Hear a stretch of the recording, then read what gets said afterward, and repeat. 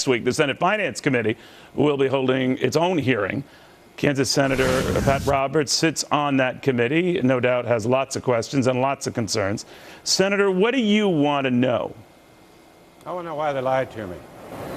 I want to know why I have a letter in my hand that I send clear back in July. I didn't get a response until 9/11 of all dates. And basically, I asked specifically, was there any targeting? Steve Miller, who is obviously the man who the president, well, not the president, he has asked Jack Lew to ask him to resign, but he's still there. He did not fire him, by the way. But I just got to ask him, I asked him, was there any specific targeting? And he said, no, I have the letter right here. I want to just hold the letter up and say, why'd you lie to me? Is there anybody in this administration that will come clean and say, I am responsible, other than having a Jay Carney kind of pass the buck in an ATM machine? I mean, that's just not, we're not getting answers. Do you think, Senator, that we've already gotten slightly different stories from Jay Carney and the president as to when the president knew about the Inspector General's report?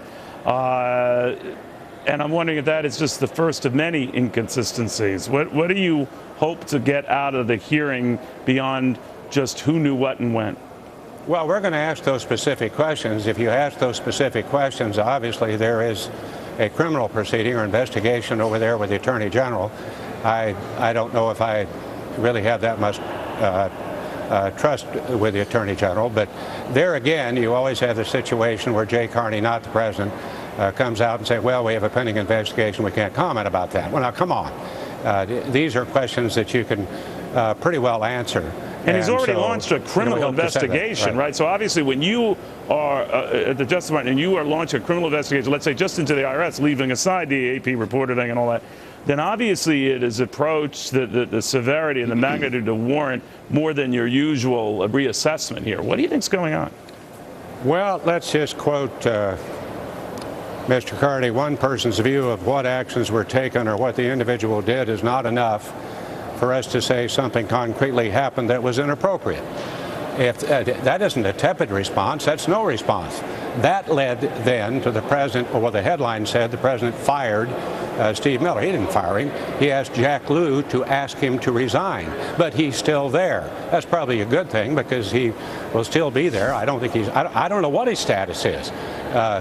Since he's resigned, is he still acting? I don't know. So we'll ask him the tough questions that need to be asked, and then we'll go from there. But this is the politics of intimidation. If you're a whistleblower on Benghazi, you're intimidated. If you're a taxpayer that says that, oh, by the way, I'm in favor of the U.S. Constitution, I'm a patriot, or other key words, all of a sudden you have your taxes audited. I'll tell you, the American people get this, and they get it real strong.